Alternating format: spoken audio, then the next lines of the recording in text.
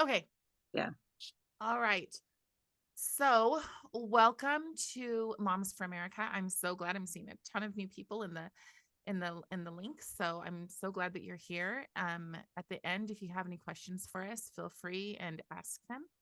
We are a faith-based group, but we are not a particular religious group. So, we do always start with a prayer and we start with the Pledge of Allegiance. So, would anybody like to say the prayer? I can. Okay, wonderful, Megan. Thank you. Dear Father in heaven, we're grateful that we have the opportunity to come together as friends, as moms, sisters, grandmas. Thankful to be able to learn from each other and to inspire our thoughts as we um, raise our kids and just interact with people around us. Thankful for the knowledge and the ability to learn throughout our lives, and I'm grateful for thy guidance in our lives, and we pray for thy guidance in our discussion, and help us to enjoy getting to know each other and learning together. And we say this in the name of Jesus Christ. Amen. Amen. So we do the Pledge of Allegiance. I just want to make sure that I can share it. It looks, y'all can see it, my screen. Yep. Wonderful. Okay. All right. We will start with the Pledge of Allegiance.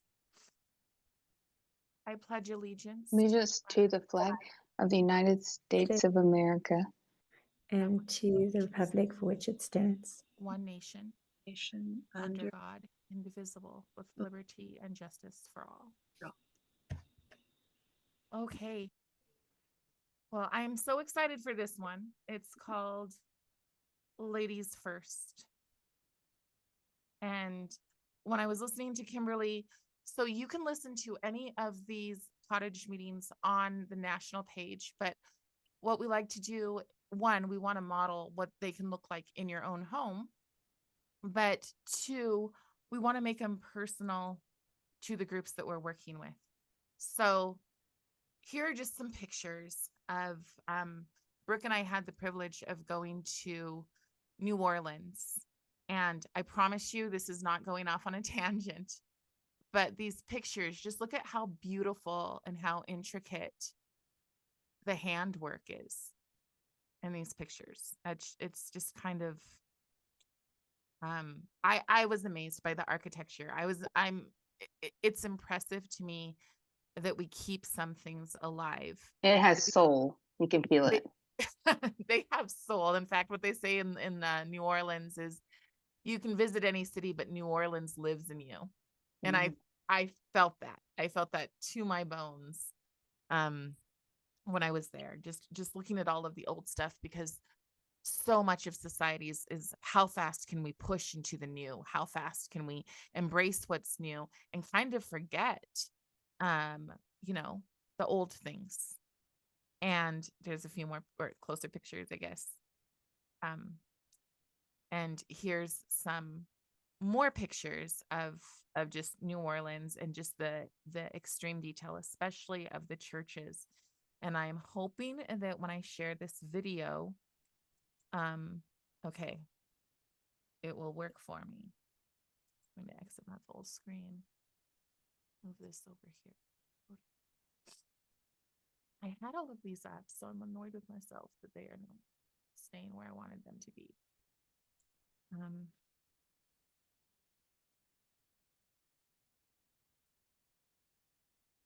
Okay. Hopeful. Tell me if you can hear this. If not, I have to go back into Zoom. Can you hear it? No? No? No, can't hear it. Okay. Do you need me to give you the host thing again? Probably. Okay, let me see here. If not, I mean, Actually, I think I you might have shared to this. reclaim it. What'd you say? I think you might have to reclaim host because I don't see the option to go back to a participant. Okay. Usually, if you want to hear a video, you have to download it to your computer and play it, because I think that Zoom,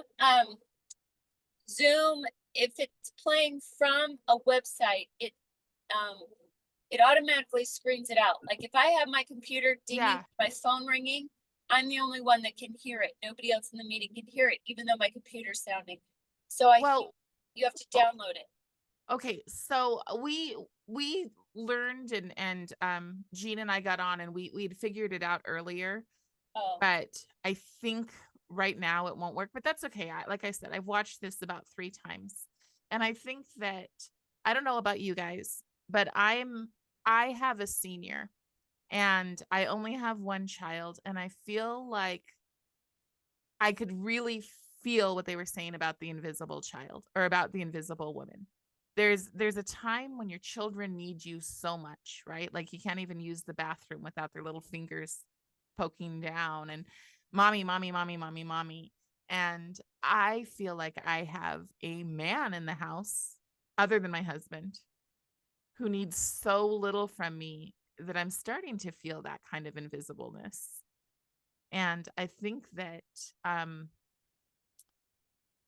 I think that we feel that at different stages in life. I don't know. Have you guys ever felt invisible? Even if you're in a different stage? Everybody's welcome. We want it to be a discussion. So I want to say, like, this little video, it brought me to tears because there's so many things that I do that some of you know my story. My mom was not great at being a mom. She just was so absent, had none of that maternal instinct. So I've tried to do things that I wish that she had done, or that I believe mom should do. And my kids are so used to me doing it that they don't even know like what a big deal it is to not have it. So I've totally felt invisible, especially when I was a stay-at-home mom with young kids. Like I had barely any interaction. So I think that it's a cycle, and you can go through it in several different stages in several different ways, I think. yeah. can you tell me what you do that you wish your mom would have done? Just like the simple things. Sure. So I am there for my kids when they wake up. I pick them up from school. I attend, swim meets or anything that they do, like their choir when they sing Christmas songs at school, parent teacher conferences. My mom did none of that. She never saw me in a play. She never saw me play my clarinet. Nothing. And I say prayers with my kids, and I talk to them about God. Again, my mom did none of that. I mean, my mom never made dinner. She was gone before I left for school, and she came home after I was in bed. And not like it wasn't one of the situations where she had to work. It's just that's what she liked to do, and she just didn't have any sort of like maternal instincts. Wasn't It's a just, nurturer. yeah, it just wasn't who she was. I have a distinct memory of throwing up in a bucket, and she was sitting across the living room from me talking on the phone. Like she was completely different. Now for me, when my kids are sick, even if it means I might get sick, I'm, smooching their faces, wiping away snot, wiping away throw up. I'm there for 100% everything. Yeah. Would it help if you told just a little bit about the video? Because not everybody's seen it. Yeah, sure. So what happens in the video is she says it started to happen suddenly, and she would go places and she felt invisible. She would want to like leave a party with her husband, and he would just continue to talk, and she goes, "Oh, I'm invisible." And then her son would she'd take her son to school, and her teacher would say, "Well, who's that with you?" And her son would say, "Nobody," because, a 5-year-old. And she just started to feel that. And then somebody gave her a book. And the book that they gave her was of the cathedrals. And she didn't know why this person gave her these books. But here's some pictures of cathedrals. And just look at the intricacies of these. I mean, just the tile on the floors. You know, today construction goes up so fast, right? I mean, it's just one day you have a beautiful farm and the next day you have, like, look at that. Just the beautiful glass stain, the work. And the thing about this is that when you want to know who built these buildings, you can't find it. They built it out of love, and they built it out of purpose, and they built it because God would see it. And so in the inscription in the book, she said, for the place you're building, here's just another one. This one's a mosque, I think. Might be a temple. It kind I of think looks it's a like mosque. Florence, but I Oh. don't know. Yeah. I mean, I typed in cathedrals, honestly.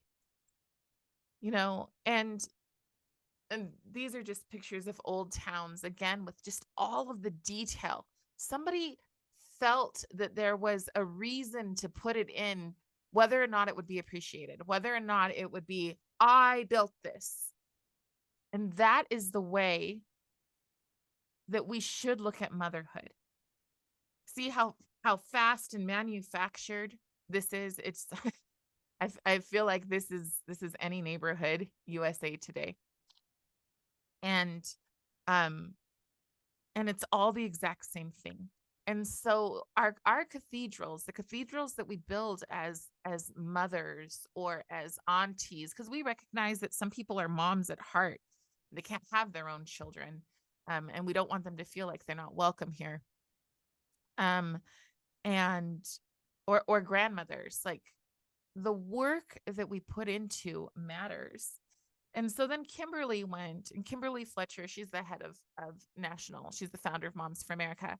And she talked about the old town that she grew up in. And she talks about all of these stories about her town that really set an imprint on her.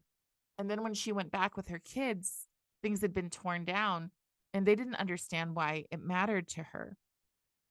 So I just wonder if any of you have any kind of stories from your growing up that you pass down to your kids, or even that you wish to pass down to your kids.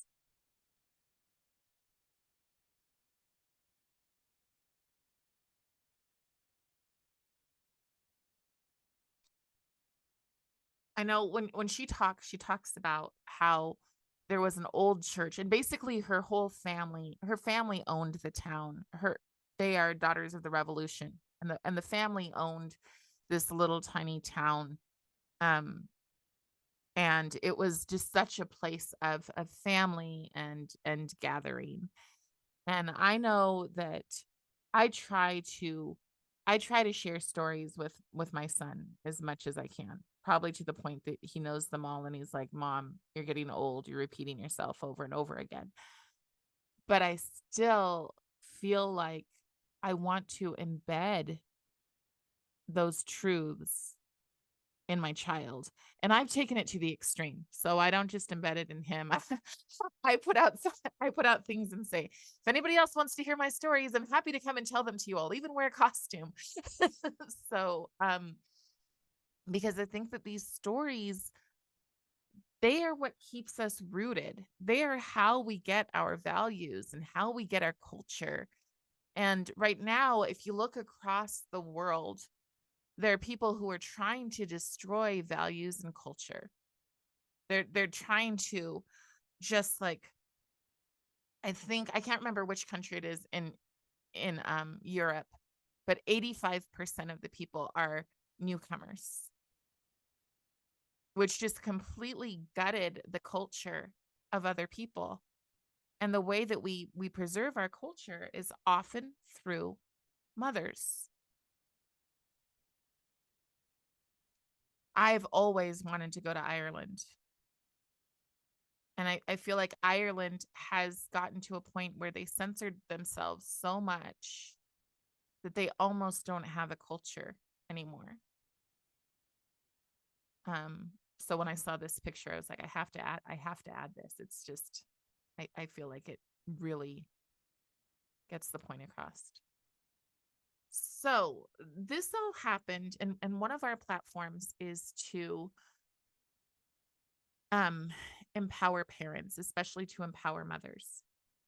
And so a lot of the kind of the worth of mothers and labeling that worth and honestly diminishing that worth came from the Commission of the Status of Women at United Nations. Hey, Carrie. Yes. I don't know if you saw in the comments. I like to tell my kids to never look down on anyone unless they're helping them up. I love that. And we as women have a divine duty and gift to nurture and to love and to do things that men can't do. And that's just by divine nature. Yeah.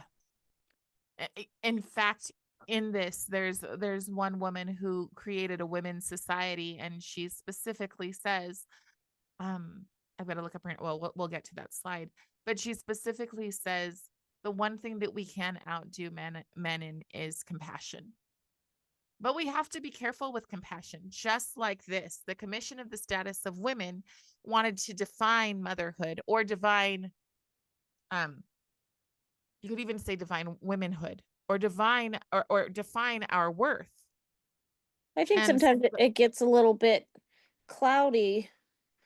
I mean, at least from my perception, that I don't ever feel like I want to take over the role of a man, but just be grateful in my womanhood, because those are different roles. Not that one needs to overthrow the other, but it's meant to be in tandem. Right. It's really meant to complement each other. Right. In a thriving society, the roles complement each other.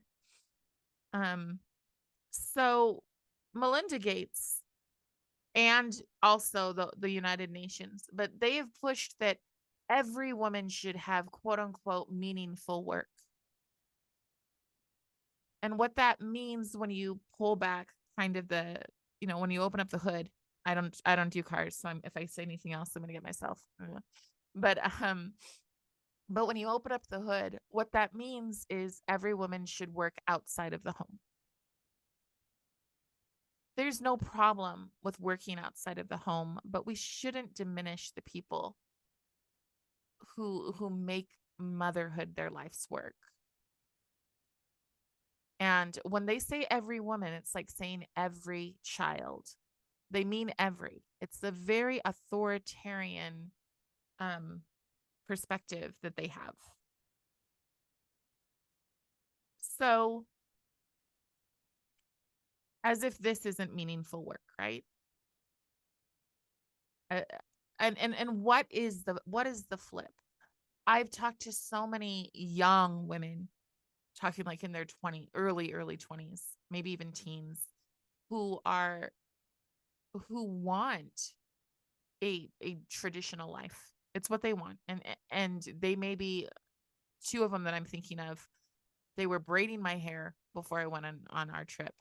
And they were just like, but I want to get married and I want to raise my kids and I want to homeschool. And they were almost ashamed to say that, because that's what society has said, is that you have to be ashamed. And you don't have to be ashamed if you work, and you don't have to be ashamed if you stay home. But motherhood shouldn't be diminished. I don't know if you can see, are you guys seeing my screen? Or are you seeing the cute pictures? Can we see your cute picture, but can I read this quote? Yeah. Okay, so this is from C.S. Lewis, just going along with what Carrie said. He says, the homemaker has the ultimate career. All other careers exist for one purpose only, and that is to support the ultimate career. If you think about it, everything that everybody does is just so mothers can raise their children. Like you have to really think about that, because that is what our purpose in life is, so everything else is meant to support that ultimate career. Yeah. So I just wanted to share that. No, that's wonderful. Just more pictures of mamas. And you know, our worth doesn't die out when we're as we age. That's another thing that I'm seeing a lot of in society is removal of people as fast as possible, telling 60-year-olds you're no longer worthy to work in the workplace. And so I feel like when our purpose comes from something outside of us, we're more fulfilled. So the saying at National, the slogan for National is the hand that rocks the cradle shapes the world. And that's true. We have, and I would say that's true for good or for bad. Do you guys have any thoughts on how motherhood can be for bad?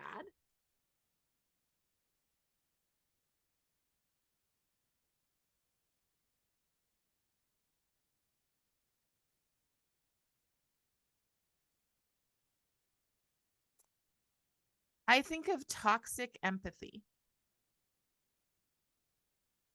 I think that we can say, oh, we care so much, and we care to the point that maybe we infantilize our kids. We make them incapable because we're so busy making sure that they're never uncomfortable. And when we make kids uncomfortable, I think that we rob them of building character. I mean, when we make kids too comfortable, we rob them of building character. We rob them of building actual resilience. So, and I think that that's happening more and more. So I have a speech that's that debates that question, because I think that a lot of our problems in society are a problem between the feminine and the feminist. And the feminist oftentimes has an authoritarian streak and wants to take over other people's roles of mothering. I think they want to take over everything, not just trying to mother, but to force the way that they want the world to be. Yeah. And you can't agree with it, and you have to just accept that it's what they say it is. Yeah. Yeah. It's a hard one, because I mean, a lot of us, I think a lot of women who've been maybe public school educated or college educated, we've been taught to at least be second wave feminists. We believe that we have the right to vote, we have a right to work, we have a right to own property. But then it goes to this other level where it's almost a resentment of motherhood, where it's, I'm going to take away your rights to mother the way that you think that you should, because I don't like it. Maybe, like Jean, as you said, you took a different turn, and your turn with having a less than desirable mother was to be the best mother that you could be. But a lot of people are rooted in resentment. And so if they were slighted in motherhood, and I'm not saying that to be unkind. I'm not, Well, I anybody who think that knows we me. all handle like adversity in our lives differently. Yeah. Some people, two people can have the exact same thing happen to them and react totally differently. That's why you see families where kids raised in the same household go completely different directions. So Yes. it's just, I don't know, maybe we have some sort of like unique spiritual DNA that that has us just respond to life differently. Yeah. Yeah, maybe. Well, then with what you just said, it makes me think of equity, because to me, equity implies equal outcomes, and you can't control that. Mm-hmm. Because like you said, you could give 15 people the same exact thing, and they will all have a different outcome because Yes. they're individual and unique. Yes. and the way that they process things and deal with things will be different every time. Right. And when we try to control it, we kind of we stifle the ability for someone to have their own creativity, to be their own person. And I think that's part of it, is that in a lot of the things that we're facing, there is no room for individuality. That's why authoritarianism comes in. But a mother's heart, I think, tends to, like, you have that unconditional love. And it doesn't matter if you've got a weird one. So you have that unconditional love for your child, usually. So we have something called the Declaration of Mothers. And that does have part of the C.S. Lewis. It does have, I didn't pull it up. If anybody wants to pull it up and share it, we can, or I can probably go to the site and pull it. Full screen again. I got it. Do you want me to read it? Yeah, well, I'd rather if we can read it. Or is there Yeah, if we can read it in a, let me just pull it up. So the Declaration of Mothers came about as a response to the UN saying, there it is. Maybe. Is it? As a response to the UN saying that basically motherhood should be diminished, that it should be less than, and I've lost it again. I thought it was there. I think you just click on step 1, read the declaration. Oh, sorry. Visit. Read the declaration. Maybe it says like download or something. It does say download, but I don't want to download the whole thing. Sign, choose, and act. I just want to be able to click. There somewhere. Okay, if I download it, what's going to happen? Maybe. Okay, here we go. Can you guys all see it? Enough to read or no? I mean, a little bit. Well, how about this? It is the Declaration of Mothers. It's on the Moms for America national page. And I'll just read the first lines of each group. Hang on, put your email in the chat if you want me to send it to you right now. I downloaded it and I can send it to you. Perfect. Okay, perfect. So, as the mothers, chief architects of the homes of America, the molders of the future of our nation, we declare that the liberty and freedom of all people begin in the home, and that a nation is but a magnified home. The values and virtues taught within the family will determine the values and virtues of the nation as a whole. Does anyone want to read the next one? I can. I've got it right here. Sure. We recognize the sacred role of mother as the heart of the home and home as the heart of society. The liberty of each individual begins in the home, and parents are, first and foremost, the primary teachers and protectors of their children in a free society. Properly constructed social, religious, and governmental institutions are designed to support and strengthen the family unit, not replace it or regulate it. No association or government organization can replace the family, no matter how well-intentioned or well-designed it may be. Anybody want to read the next one? I will. The Okay. privilege of living as a free people in a free society is dependent on being people of faith, virtue, and patriotism. The three pillars of liberty and these attributes are best developed and nurtured in the home. Each generation has a responsibility to instill a love of liberty. Excuse me, I'm sorry, I have a cold. Love of liberty and virtue in the hearts of the next generation. We affirm that all men and women are endowed by their Creator with certain unalienable rights, and to secure these rights, governments are instituted among men receiving their just powers from the consent of the governed.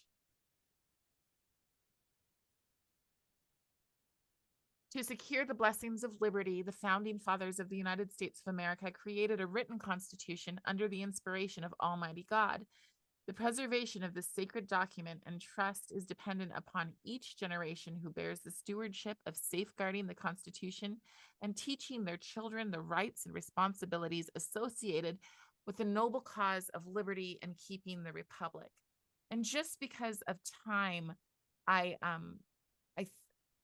I'll encourage you to read the rest of it. But this was the Moms for America response, and it seems like it's super, super common sense. But there's a lot of people working to remove the role or to say that parents are not as significant as or they shouldn't be as significant. Maybe they're not capable.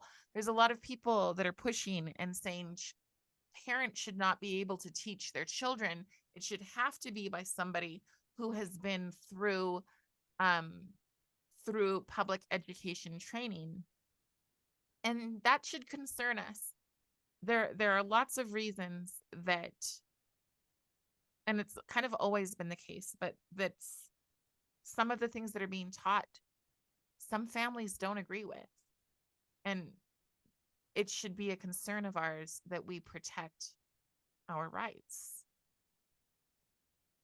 Make sure that I'm still where I want to be here. Okay.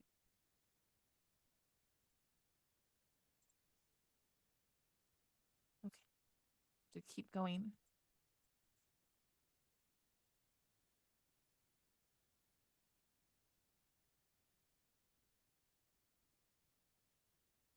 All those mamas.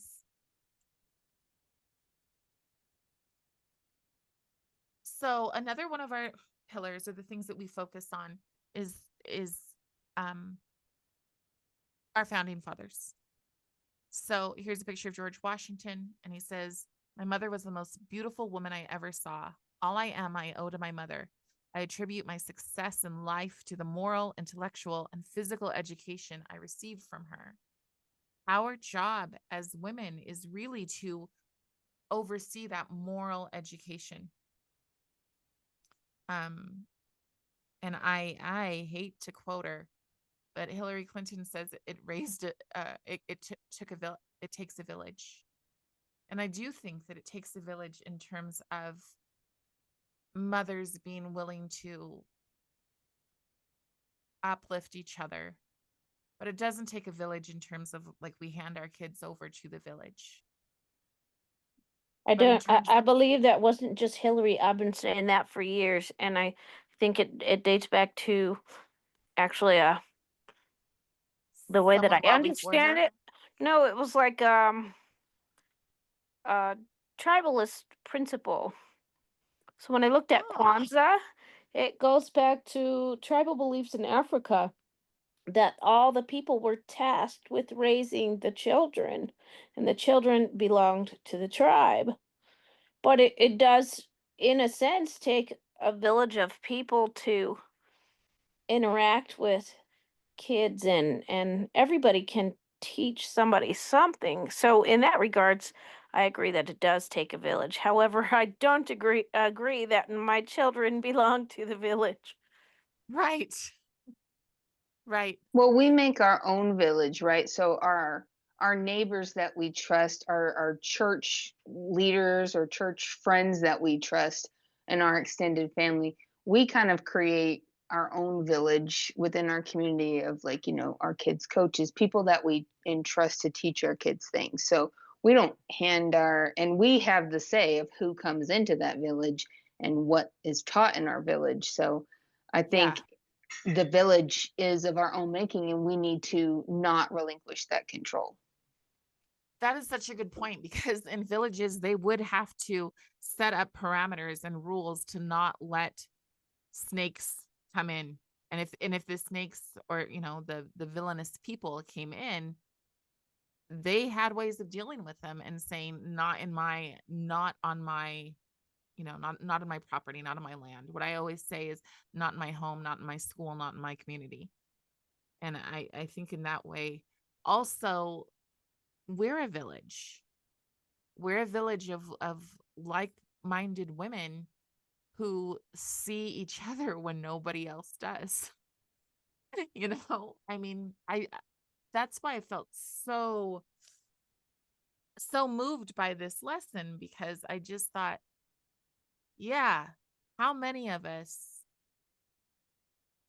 on an everyday basis feel like, oh my gosh, this is huge, and also often thankless. And that's not saying, praise us, praise us, praise us, but sometimes, you know, it's hard to feel invisible.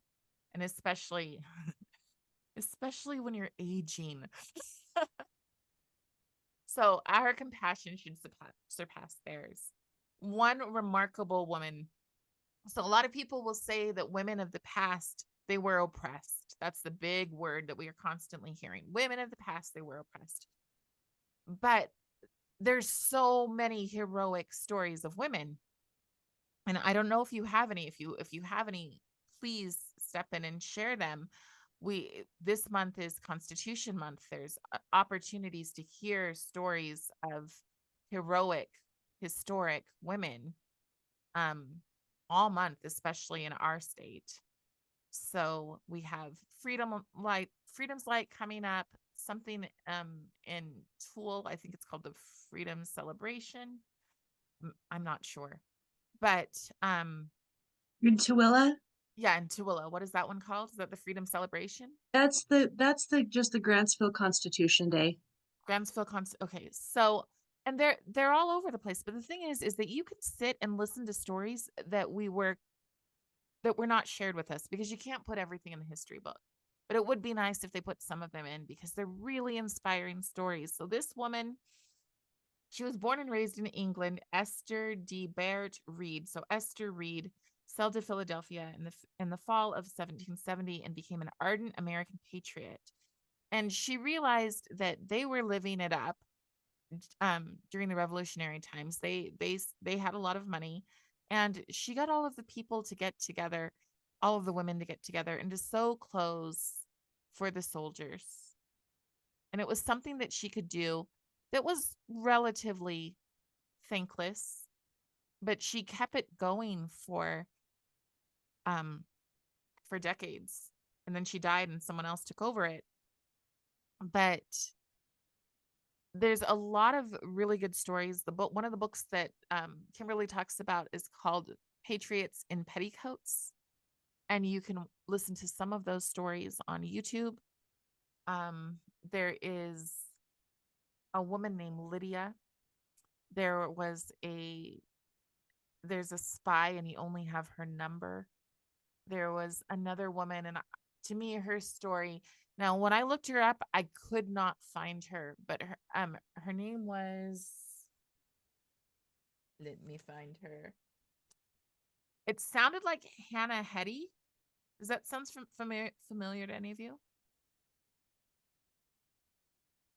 So Hannah Hetty, according to the story that I heard, was that her boys were kidnapped, and they were supposed to be tribute that they were being given to the Indians by the French. And she was not okay with her son, who I think was 7 years old, being kidnapped. And so she went town to town and followed them based on like smokestacks from villages that had been destroyed. And she said, "You can't do this. This is immoral. You can't take my son." And she finally, because she used her, her femininity and her mother's heart, she pled and she pled and she pled with these officials, and they gave her back her son. But she wasn't done there. She said they couldn't take any of the boys, and she was able to get all of those boys back. And to me, even though I can't find her story, to me, it felt like what we're trying to do. You don't get to take my child. You do not get to take my child and impose things that I do not believe on my child. but you also don't get to do it to these other children either. And I just felt that. I don't know. I felt her story to my soul, but I couldn't find a picture or anything. I do remember Kimberly sharing that story in one of them. Yeah, and I was listening to that one. Every time I was listening, I was driving, so I didn't write it down. I mean, I must have written down the wrong name. Do you guys have any stories of patriots, or even within your own family, that inspired you?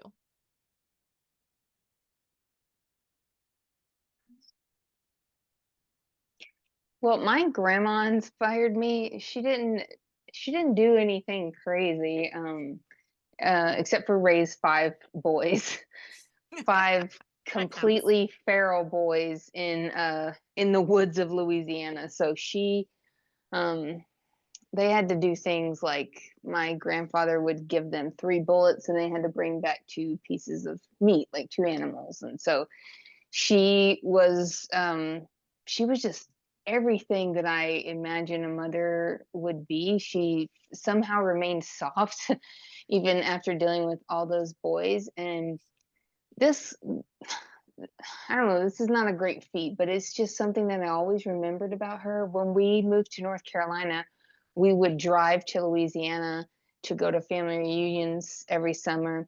And this is back before there were cell phones. And when we pulled up to her house, she was standing on the porch. It was just like she could feel us coming. She was just such an amazing lady. And I don't know. There was just something about the way that she loved, and she didn't care about anything else but being a mother and being a grandma. And it was just, that was her whole life. Her whole life was taking care of her family. And I think that it's rare, or at least, not as common these days. So that's my story, is that, sometimes even when all a woman does is truly love her family, it's just a remarkable thing. Yeah. Carrie, Yes. so my heroine, not heroine, um, she was a patriot, but not in America. But I really greatly admired Joan of Arc. And yes. a couple of Decembers ago, I went to Europe for a family history little visit to try and trace my roots back in Europe. And I have some French Huguenot ancestry also. But I went to go and I went to the place where she was burned at the stake at 19. She actually saved France. And this is a great tribute to her, and she never lived, of course, to be a mother. And I'm sure she would have been a fantastic mother had she lived to be one. But a very good trait that she had was to seek personal revelation. And she was deeply spiritual, and she followed God's revelations to her, and she saved France. Of course, there was no loyalty repaid for that. She was betrayed terribly and burned at the stake. But a very good documentary I'd highly recommend, which is just give me so much admiration for her, is found on, because there's so many out there and some make her out to be a real nut. A very good, accurate one that's from the facts is by byutv.org. It's a documentary on her, and it's fabulous. I think we all, as moms, need to be more like her, warriors for truth and seeking the Lord's will in these difficult times, and how to raise a family in these very difficult times. Absolutely. So this is a story that today I was able to go out and, like I said, I don't just tell the stories to my own son. I go out and tell these stories to other people. If you haven't read her book, I highly recommend it. But the reason why I thought that it fit with this lesson was because she's asked in the end, she's asked, I was able to stumble a bunch of interviews with her, and it's a memoir of the Cultural Revolution. And she's asked in the end, well, do your stories conflict with your family stories? Or, and she said, you know what? Most people don't want to talk about it. And then she said, but a lot of people will send me a message and say, these are the stories I wanted to tell my family. So sometimes people don't want to tell a story because maybe there's some shame in their family. They want to cover it up. They want to gloss it over. For her, she was asked to betray her father. Um, and she didn't, but so many people in the Cultural Revolution did. And it was a time for them that was so shameful that even their government has said this was a shameful time, but they will not talk about it. And what we do not talk about, our children do not know.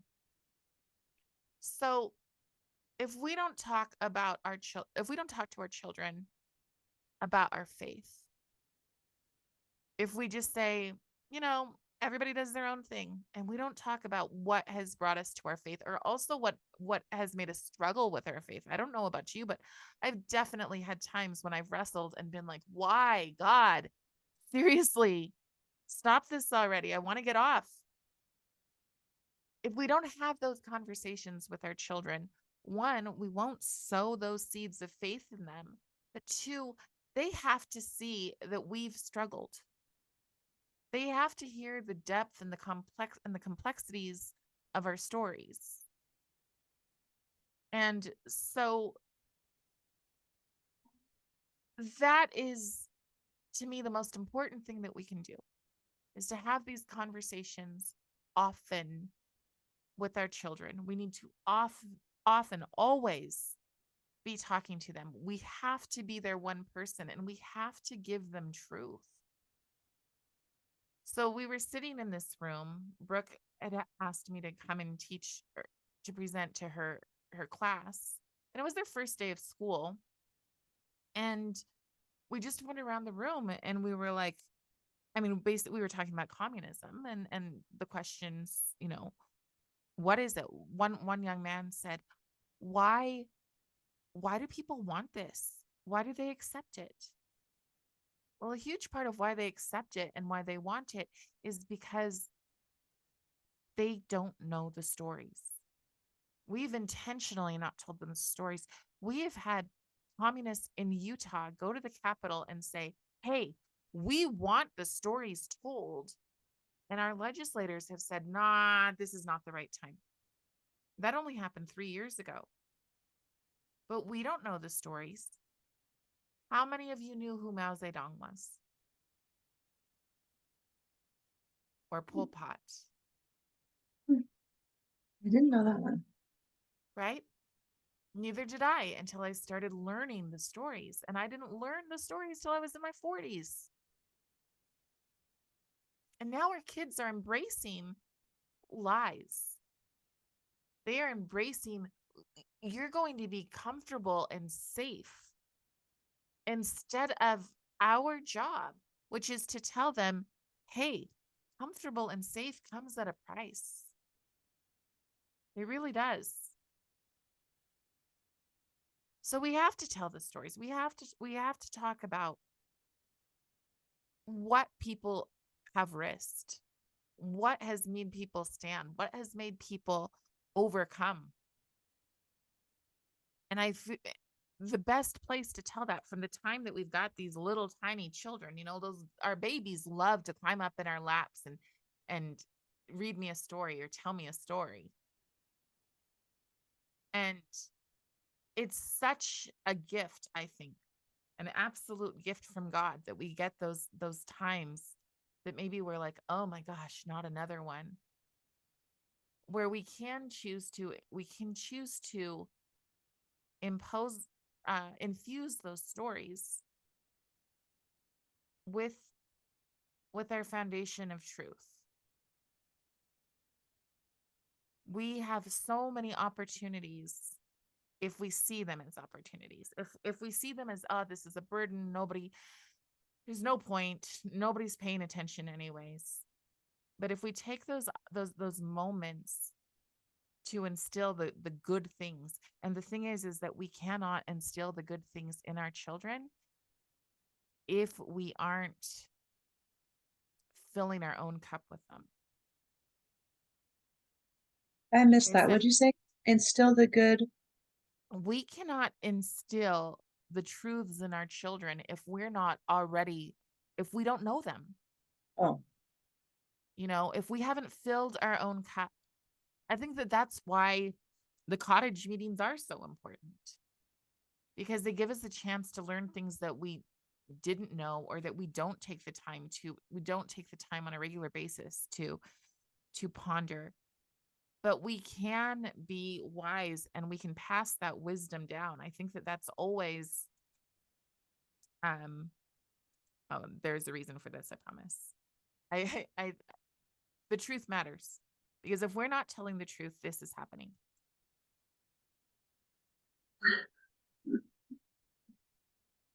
You see what that is? That's Anne Boleyn, only it's not. right. But if we don't have honest conversations with our children, this is what they're going to believe. Because what we don't fill in their minds, somebody else is going to step into.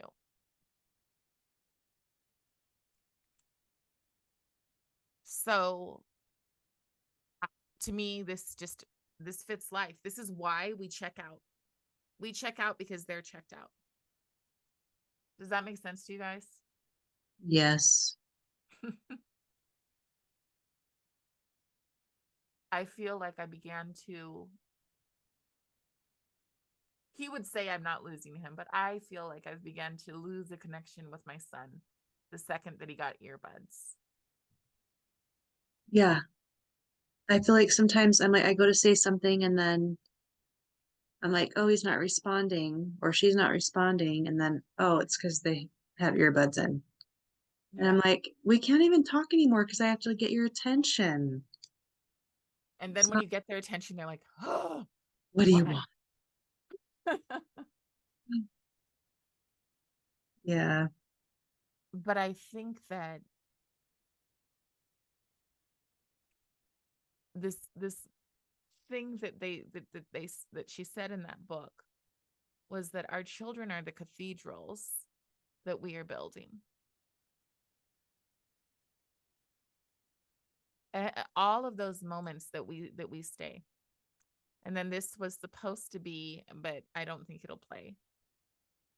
This, our most important work is what we're going to pass on to our families. And this is, if anybody wants to put it in the thread, we can, but it's Ronald Reagan's "You and I Have a Rendezvous with Destiny." And I know it comes up a lot, and it needs to.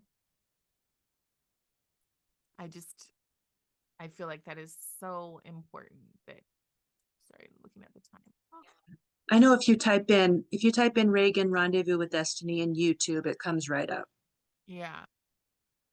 It's just, I don't know why the sharing mechanism, I could try it one more time and see, but I don't think it's going to work. It's kind of long. I mean, what, 10 minutes maybe? Yeah. Yeah. But we do. We are here for a purpose. And I just remember something that really drew me to the LDS church was the fact that the mother was venerated. The mother is seen as that it's a holy role. Mm-hmm. And it's been really hard to watch a lot of people, religious people, diminish that role and say, yes, you're a mother, but what else?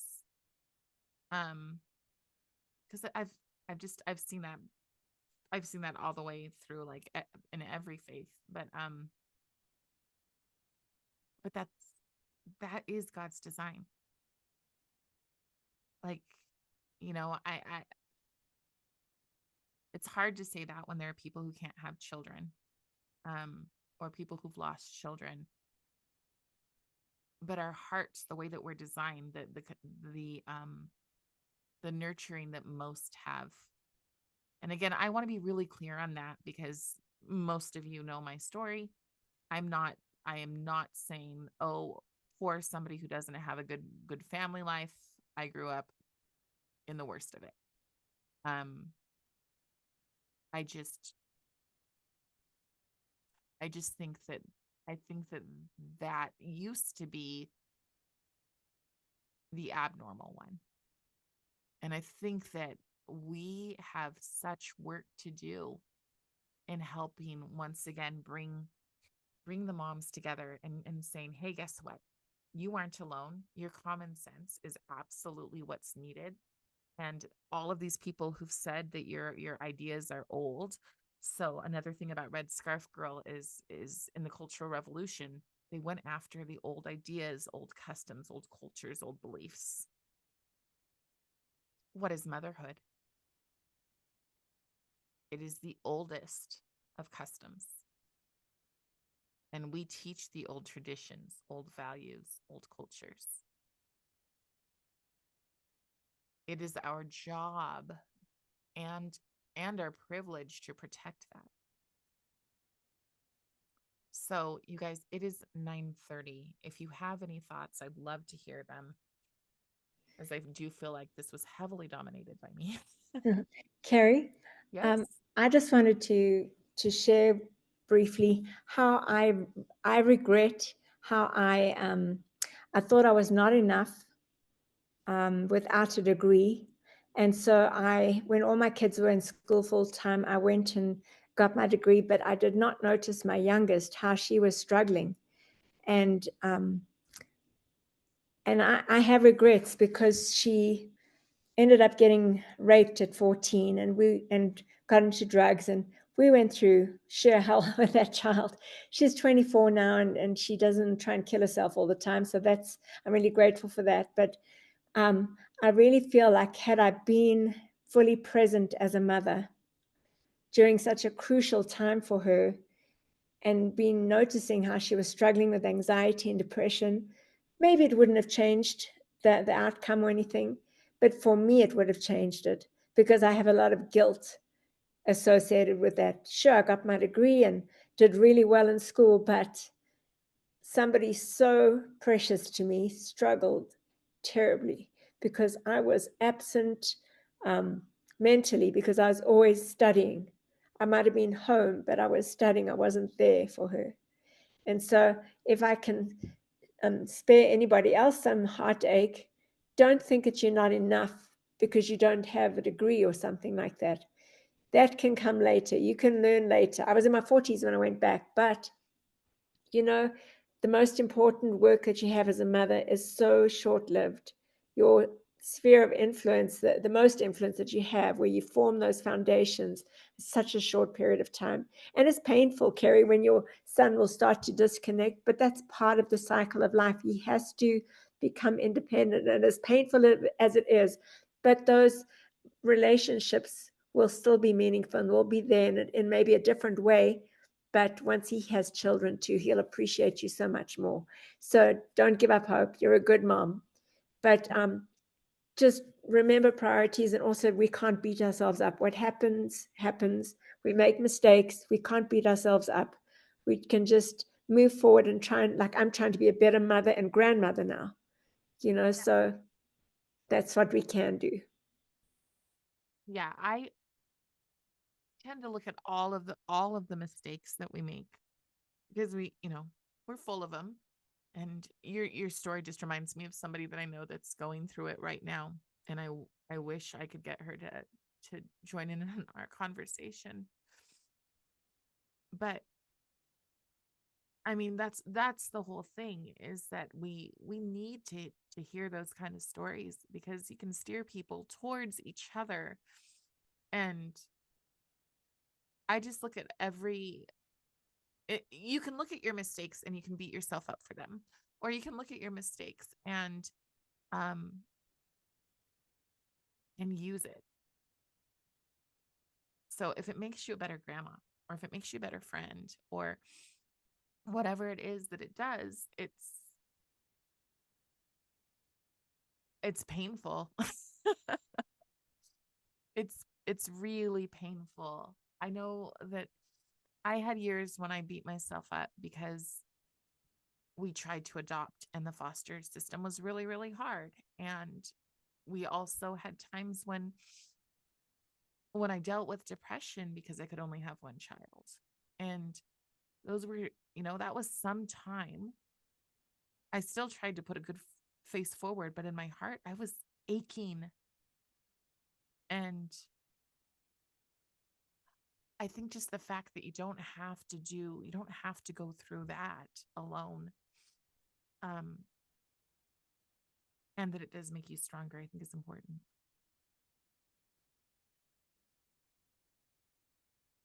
I was thinking,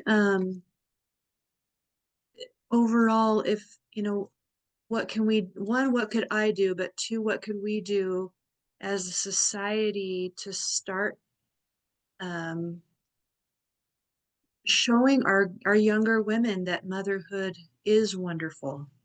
Sometimes as a mom, maybe I complain or whatever, but I want to be better at showing them that being a mom is wonderful.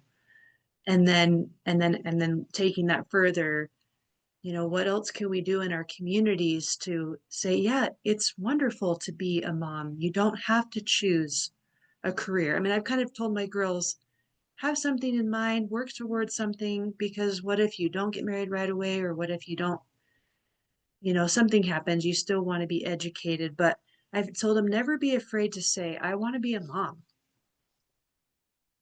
Yeah.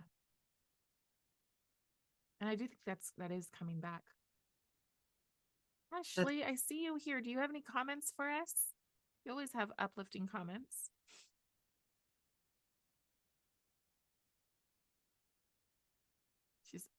She had to entertain people for 2 weeks, so she might be a little bit still recovering from all of that. But all right, you guys, you know what? I am feeling really stupid because I forgot to hit record. Oh, I think mine said a recording in progress. It is recording. So yeah, we're good. Yeah, it's recording. Oh, Yeah. good. I'm so glad you were on top of that, because I was I didn't do it. You did it. oh, Yeah. When I got on, it's recording in progress. So okay, wonderful. I'm glad to hear that. Okay. Good. Okay. Well, ladies, let's say a closing prayer and have a good night. And hopefully I'll see some of you. We are trying to get Kelly Fontanilla or somebody else. Thank you, Lori, for joining us. We are trying to get somebody who is a teacher to speak to us for a group meeting for back to school, which will be in 2 weeks. Yes, because we do this every other week. So group meetings, if you want to know about them, group meetings are discussing a current issue. Cottage meetings are sticking with the curriculum from Moms for America. Again, if you want more information, you can go to National. If you're interested in joining us, you can reach out from our website, or you can just let us know. So, and we're all like just moms. We're super, super accessible. So, please feel free to reach out. We would love to have you. All right, my friends, would anybody like to, Jean, will you say the closing prayer? Yep. Mm-hmm. Our dear Heavenly Father, we're so grateful for this day. We're grateful for this beautiful meeting we had. And we're grateful for our divine role as women and as mothers. We're grateful for the trust that Thou hast placed in us to nurture children in our homes and in the community. Heavenly Father, we ask that Thou would please strengthen us, that we may continue to fulfill these roles, and that we can always remember that if we do our best, that Thou wilt make up whatever else we are lacking. We ask that Thou would please bless each of the women in this meeting, that they will be able to return to their day and their evening and get some rest, and that we can continue to grow close as a team, as a community of women. We love thee and we say this in the name of Jesus Christ. Amen. Amen. All right, lovely ladies. thank you, Carrie. Thank you. Bye, you guys.